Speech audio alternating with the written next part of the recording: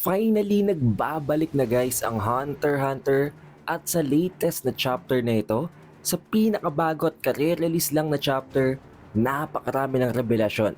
At isa na dito ang pinakamalaking revelation na talagang itong si Prince Serednik talaga ang pumatay at ang nagmamay-ari, ang may hawak ng mga remnants ng corpse ng kaibigan ni Kurapika na si Pyro. Ang pagpapadala ng mas marami pang mas malulupet na assassins ng ibang princess para patayin at i-assassinate ang 14th prince na si Wobble. Ang patuloy na pag-target ni Hulkenberg kay First Prince Benjamin gamit ang katawan ni Captain Balsamilko at ang napakabigat at napakalalim na sikreto ng succession ritual na kapag hindi nila na-meet ang condition na babanggitin dito ni Kurapika, ang timeline, ang countdown para matapos nila ang succession war, mawawala ng kwenta ang ritual na ito. Therefore, mawawala ng authority ang pamilyang Hoygoro sa Kakin Empire at babagsak ang empire na ito. Ang lahat ng yan at marami pang iba tatalakay natin dito sa ating full chapter review ng Hunter x Hunter Chapter 11. Kaya siguraduhin nyo nang nakalike, nakasubscribe at na-ring nyo ng bell button. Pero wag na nating patagalin pa, let's go! Tulad ng dati guys, nasa katawan na nga ni Captain Balsamilko si Hulkenberg. Patuloy ang goal niya, patuloy ang target niya, si Benjamin pa rin. At gagawin niya ang lahat ng countermeasures, ang lahat ng possible na way, kahit na slowly, basta surely mapapatay niyang first prince. Currently, it is day 12 guys ng journey nila sa Black Whale. Ang araw, Thursday, at exactly 6 AM in the morning. Ang setting nito guys nasa loob ng Ministry of Justice. At dito, tinatawagan nga nitong si Balsamilko na alam naman natin na si Hulkenberg na itong si Benjamin habang ini-explain niyang sitwasyon. Exactly 1 AM ay magsisimula ang funeral procession para sa paglibing kay Hulkenberg mula sa Ministry of Justice mula sa Tier 2 papunta sa Tier 1 na ayon sa estimate nila guys, magte-take ito ng around 1 hour which means around 2 PM guys nasa loob na sila ng Tier 1 na kung saan may gaganapin pa na panibagong mga proseso dahil bago pala mamatay si Hulkenberg, nakapag-iwan pa siya ng final will niya na gusto niya magkakaroon ng final send-off sa lahat ng mga prince, sa lahat ng mga kapatid niya kapag namatay na siya. Na alam naman nating lahat guys, of course, kasama ito sa plano ni Hulkenberg. Nagpatuloy ang conversation sa gitna nitong si Balsamilko Kuno na alam naman natin na si Hulkenberg talaga na ayon sa kanya, after ngang mamatay ni Hulkenberg syempre kasama sa rules ng succession war, ng succession contest, ang mga maids at ang mga bodyguards ng namatay na prince ay ire-reassign lamang. Rason kung bakit, ayon dito kay Balsamilko, pupunta at babalik lamang siya kay Benjamin once na makumpleto ng reassignment sa mga bodyguards nitong si Hulkenberg. Na of course, tinanggap naman ni Benjamin habang sinasabi na well done, good work. Na I think guys, oo, napakalambot at para bang napaka-submissive dito ngayon itong si Benjamin. Pero honestly, magmula pa lamang sa previous chapters, I think medyo nababasa niya ng sitwasyon. Medyo nagdududa siya dito kay Balsamilko. Habang si Hulkenberg naman na ang totoong gumagamit ng katawan ni Balsamilko, kating-kati na talaga na patayin si Benjamin. At ayon dito sa kanya, kailangan niya itong ma-pull off bago pa man lamang talaga maipatupad na completely 100% ang special martial law sa loob ng Black Whale. Dahil kung iisipin nyo guys, this is one of the reason kung bakit ginawa ito ni Hulkenberg.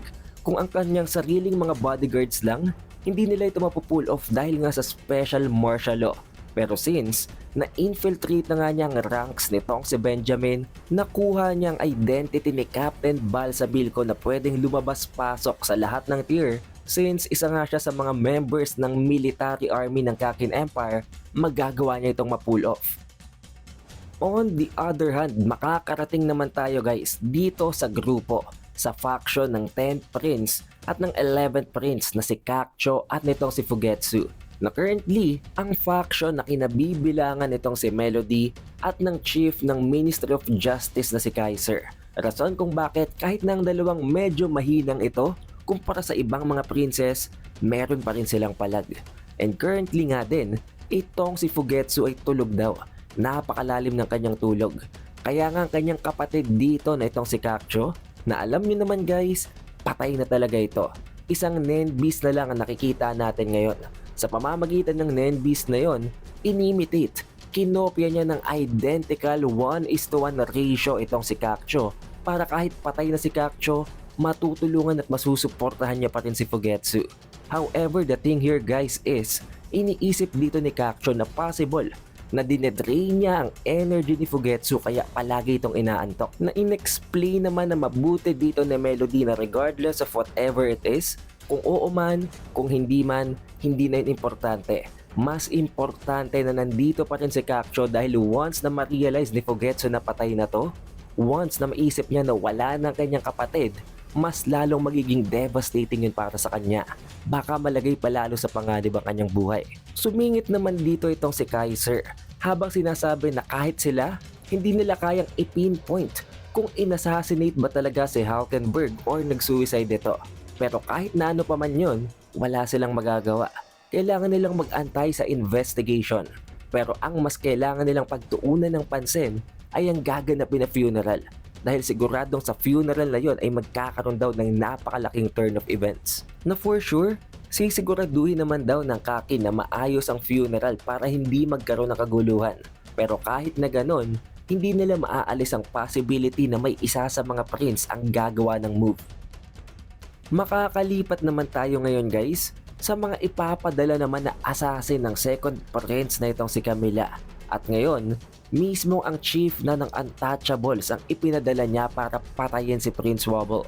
At kahit na walang kahit na anong text, walang dialogue, ang page, ang panel na ito, kitang-kita nyo kung gaano ito kalupit. Ginawa ng paraan ni Sarahel na baguhin ang kanyang sariling muka para makapag-create ng isang panibagong identity na hindi makikilala ng mga bodyguards sa loob ng Blackwell. Ginawa niyang isang maid ang kanyang sarili. Maging ang isa pang member ng Untouchables na ang lolang ito ay nabilib dito kay Sarahel habang sinasabi na napakagaling pa rin daw niyang mag-disguise. Na sinagot naman ni Sarahel, medyo makakalimutin na daw talaga ang lolang ito dahil ito pala talaga ang kanyang tunay na identity. Ang ipinapakita niyang mukha na yon, ang nakakunot na mukha, ay ang tunay niyang disguise bilang ang chief ng mga Untouchables. Pero dito din guys na isingit bigla ng lolang ito na oo kahit na ganon hindi pa rin niya masabi kung ano daw talaga ang original na identity ni Sarahel. Na para bang gusto niya ditong i-imply, gusto niyang ipahiwatig na sa sobrang dami ng disguise nito, hindi niya na alam kung alin ang totoo. Nireconfirm din ng lola na ito na tuloy pa rin naman daw ang plano nila. Hindi naman daw yun na-reschedule dahil lang sa pagkamatay ni Prince Hulkenberg. Na sinagot naman ni Sarahel, oo, patuloy pa rin ang plano. However, magkakaroon sila ng priorities. Kapag may nakita silang isang Nen Exorcist, kailangan na nila yung patayin agad. Dahil yun ang magsisilbing pinaka-weakness ng curse ng mga Untouchables. Na mas maganda daw sana kung wala dahil wala pa naman silang nakikita pero kung magkakaroon man, kailangan agad nila yung i-eliminate. Napatanong din dito ang lola kay Sarahel kung paano at kung gaano daw katagal ang kakailanganin nila para mapatay para ma-inflictan ng curse itong si Wobble. Sinagot naman ni Sarahel, given the circumstances kung malayo ang target, kung nasa kabilang kwarto o talagang hindi niya ito makita, it will take up to a full week. Around 7 days guys. However, kung kaharap daw niya ito, kung malalapitan niya ito, hindi yun magtatagal. Dahil once na makalapit siya dito, pipilipitin niya agad ang ulo nito. Therefore, hindi nakakailanganin mag-intay nila para sa curse. Pag nangyari daw yon, gusto niyang ang susunod na magiging successor niya. Ang susunod na magiging chief ng mga Untouchables ay si Kako. And then guys, makakabalik na naman tayo sa napaka-nostalgic na room nila Wobble at nitong sila Kurapika na ang room 1014, 1014. Na kung saan, since ito na nga ang schedule ni Kurapika para sa susunod na Nen tutoring, nandito na naman silang lahat. And by this session guys, nakagather sila ng 18 participants. Sobrang dami nila guys. To the point na naisip dito ni Kurapika na kung iisa-isahin niya ito, kung talagang pagpupukusan niya na turuan ng ganito karaming participants, magiging mahirap ito. Therefore, hahatiin niya ito sa dalawang grupo. ang introduction class at ang beginner class. Think of it na ang introduction class are those na wala pa talagang kaalam-alam pagdating sa NEN. At ang beginner class, those na may alam na pero hindi pa ganun kagaling. Dahil alam naman natin guys, oo may marurunong sa kanila, pero unlike ng mga hunters, hindi pa sila ganun kagaling sa paggamit nito. Syempre, bago sila pumili ng grupo sa gaganapin na tutor na ito, in-explain muna ni Kurapika ang mga bagay-bagay. Para sa introductory class, magte-take ito ng 2 weeks. At ipinapangako dito ni Kurapika na after ng 2 weeks na yon, matututo na silang gumamit ng NEN. Dito guys ay napaisip ang dalawa na ipinadala ni Prince Benjamin, si Bobby Mayna at itong si Furikov. Syempre para ma-maximize nila ang time, ang duration na mababantay nila itong si Kurapika at si Wobble, kailangan hindi sila magkasama, which means isa sa introductory course, isa sa beginner course.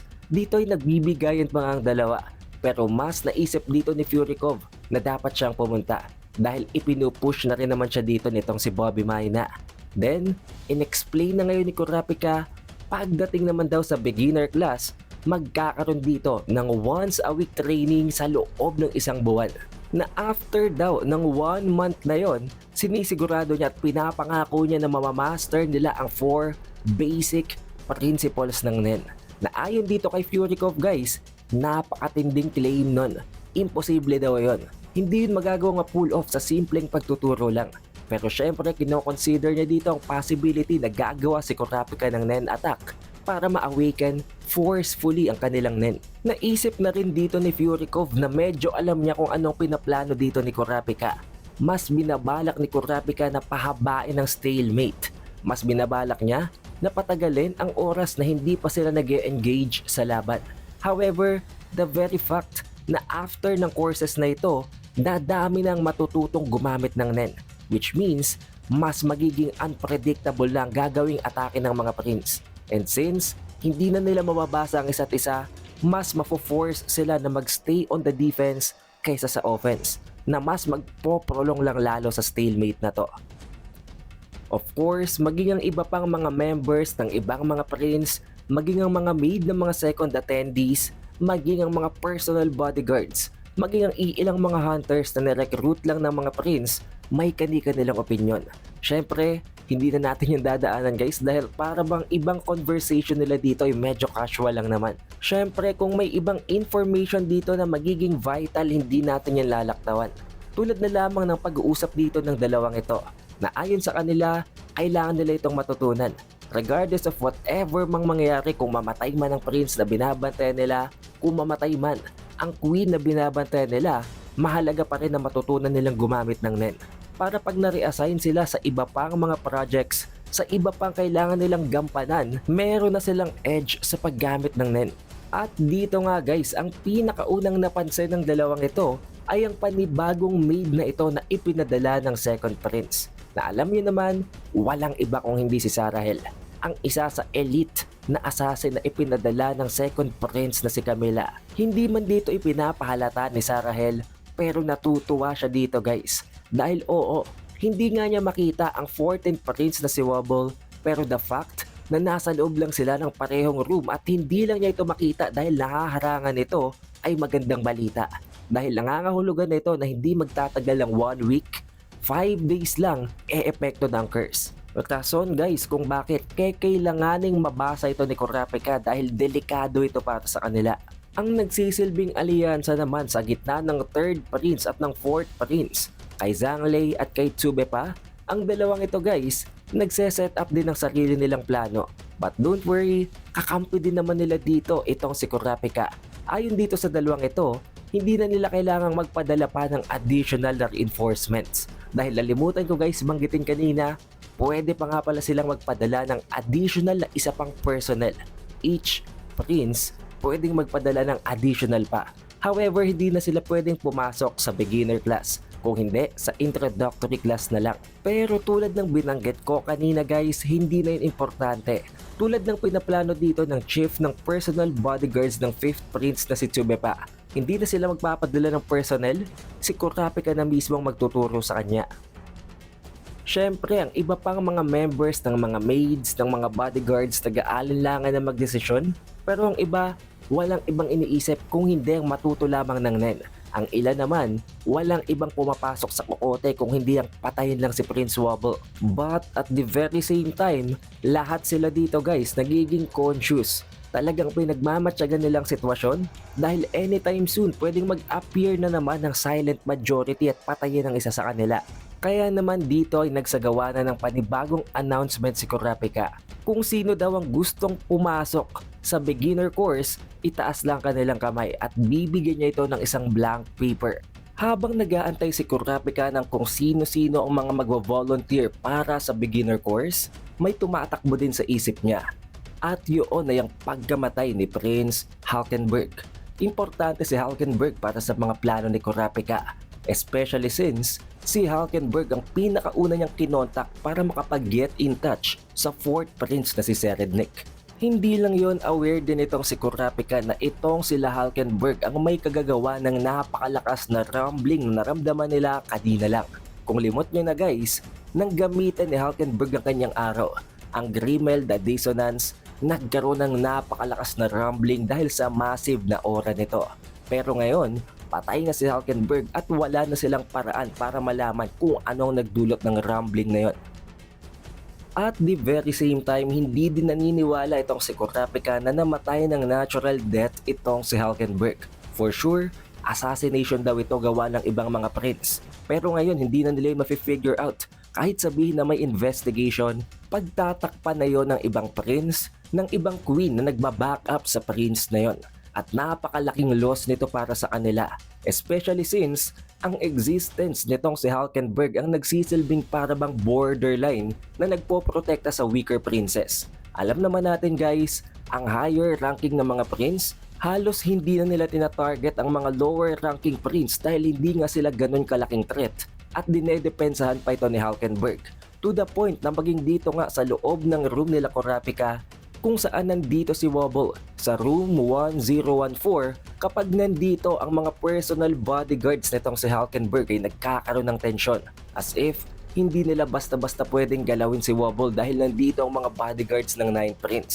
Pero ngayon, patay na siya, mawawala na ang passive protection nila na yon. At dito guys, makikita nyo na nandito din itong si Slaka at nag-volunteer siya na pumasok sa introductory class na para bang hindi siya marunong gumamit ng Nen.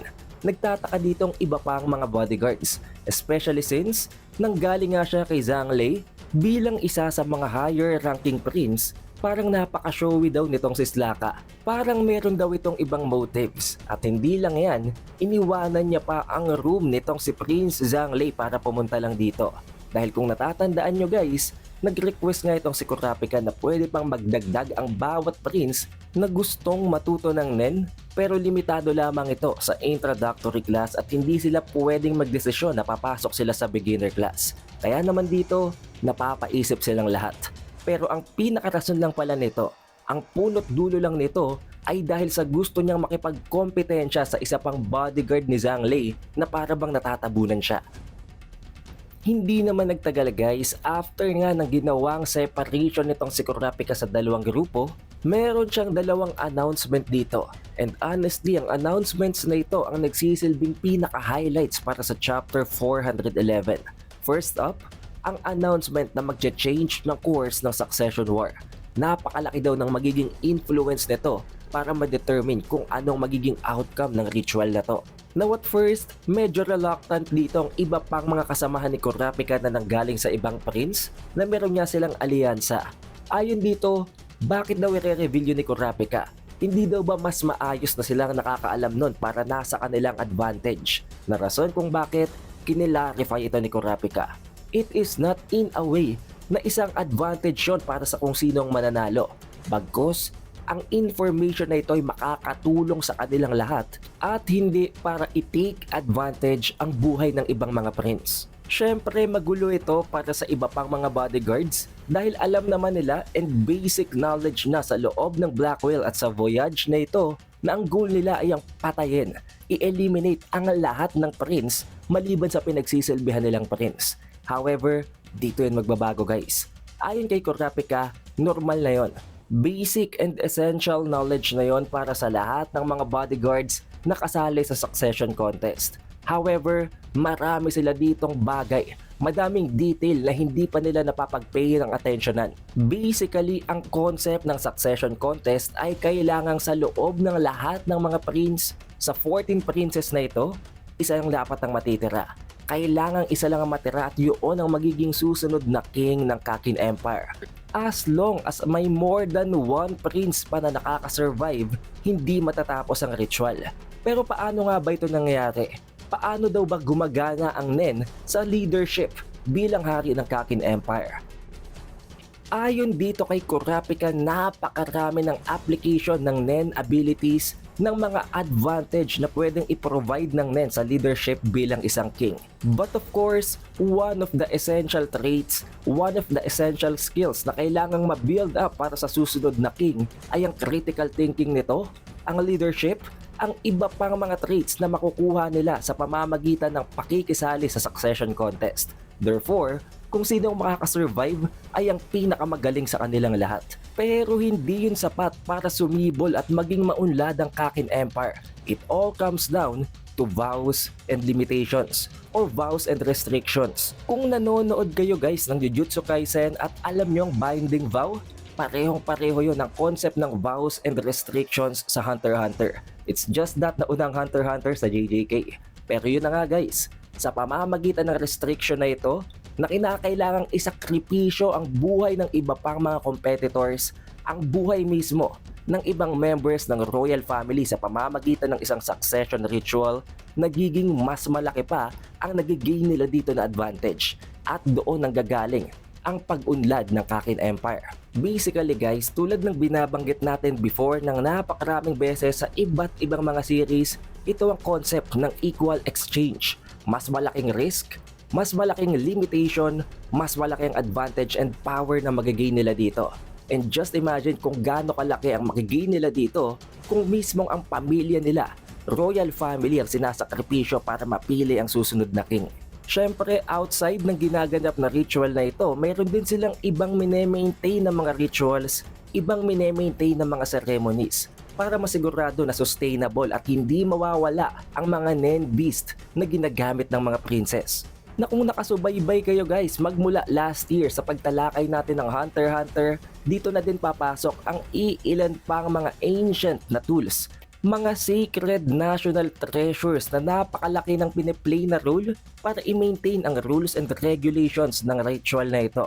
Yun nga guys, ang mga binabalak na nakawin ni Chrollo para mas palakasin pa ang kanyang Nen. Pero ang mismong restrictions na yon, ang mismong limitations na yon ang may mataas na tsansa na baguhin ang magiging outcome ng ritual na ito. Pwede nitong baguhin mismo ang course, ang path ng ginaganap na succession contest. Think of it guys, ngayon, nasa D12 na sila sa loob ng Black Whale sa voyage papunta sa Dark Continent. And sa estimate nila guys, it would take around 2 months bago sila doon makarating. And once na nasa loob na nga sila ng Dark Continent, doon na daw i-announce nitong si King Nasubi Hoigoro kung sino ang susunod na king. Which means, kailangan bago sila makarating doon, napili na ang susunod na king. Na nangangahulugan dapat mag-isa na lang siya na nakakasurvive. Dapat patay na ang lahat ng other princess. However, considering the timeline guys, since day 12 na nga ngayon, meron na lamang silang almost 1 month and a half para makumpleto ang ginaganap na ritual. Napakaiksing oras na nito para magpatayan sila. So, what will happen kapag hindi nila nakumpleto ang succession war? Kung pagdating nila ng Dark Continent, may more than one prince pa rin na natitira. Ang magiging outcome, Hoigoro family will fall from grace. Which means, mawawala na sila sa royal family. Hindi na silang magiging king at hindi na silang magiging queen ng Kakin Empire. Na actually medyo basic lang kung iisipin. Na para bang it is a change of regimen lang daw. Na para bang papalitan lang ang administrasyon.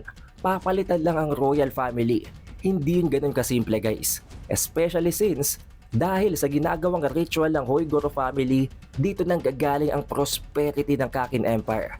Once na matigil ang ritual na ito, ang ginaganap na succession war, mataas ang tsansa na bumagsak din mismo ang Kakin Empire. Napasingit din dito itong si Maor guys, ang chief, ang leader ng personal bodyguards ng 5th Prince na si Tsubepa. Na oo, may point naman daw pero medyo mababaw daw ang analysis dito ni Kurapika.